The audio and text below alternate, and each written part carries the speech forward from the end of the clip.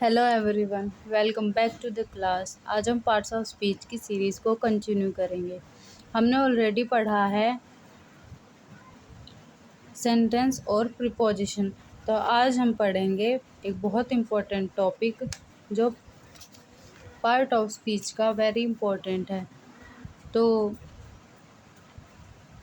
चलिए बिना किसी देरी के शुरू करते हैं। तो सबसे पहले देखते हैं कंजंक्शन की definition. A conjunction is a word that connects word, phrases और clauses।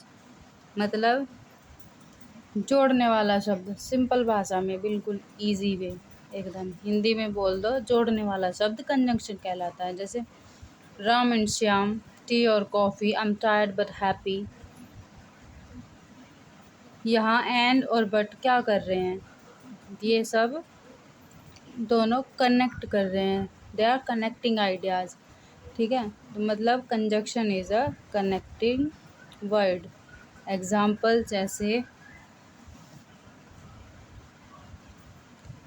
And, addition, but, contrast और choice, because, reason,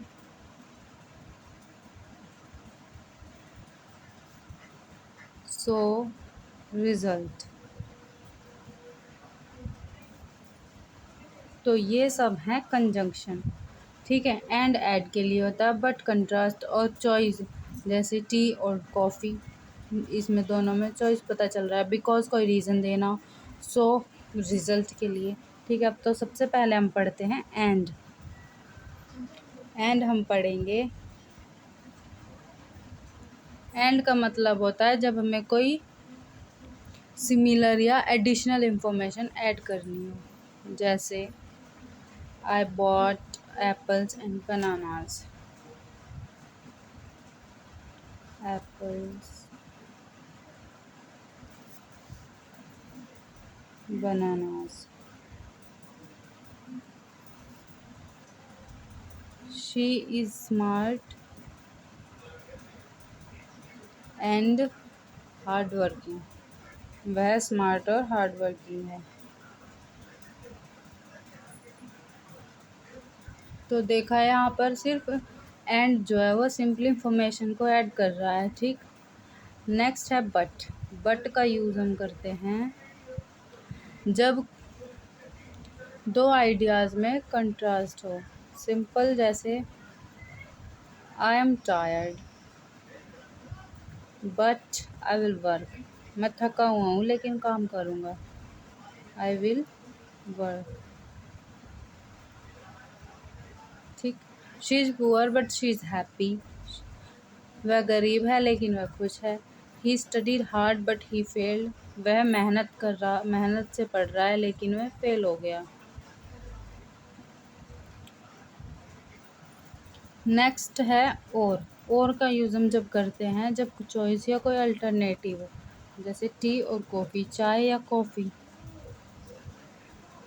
you can call मी और टेक्स्ट। तुम मुझे कॉल भी कर सकते हो और टेक्स्ट भी कर सकते हो। ठीक है, नेक्स्ट करते हैं हम अब बात बिकॉज की। बिकॉज एक इम्पोर्टेंट कंजंक्शन है। ठीक है, बिकॉज का यूज़ करते हैं हम रीज़न के लिए, जब हमें कोई रीज़न देना हो। जैसे हम किसी से पूछें इंग्लिश में, why did you stay home. तुम यहाँ घर पर क्यों रुके थे? Because it was raining. क्योंकि बारिश हो रही थी। Because it was raining. यहाँ पर हम रीज़न दे रहे हैं। ठीक,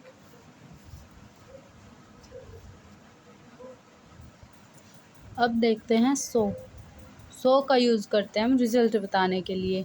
जैसे यहाँ हमने क्वेश्चन किया था, why did you stay home. तुम घर पर क्यों रुके थे? Because it was raining. तो अब हम इसको क्यों, because it was raining so I stayed home. मतलब बारिश हो रही थी इसलिए मैं घर पर था। Stayed home. ठीक। नेक्स्ट एग्जाम्पल है I was hungry so I ordered food.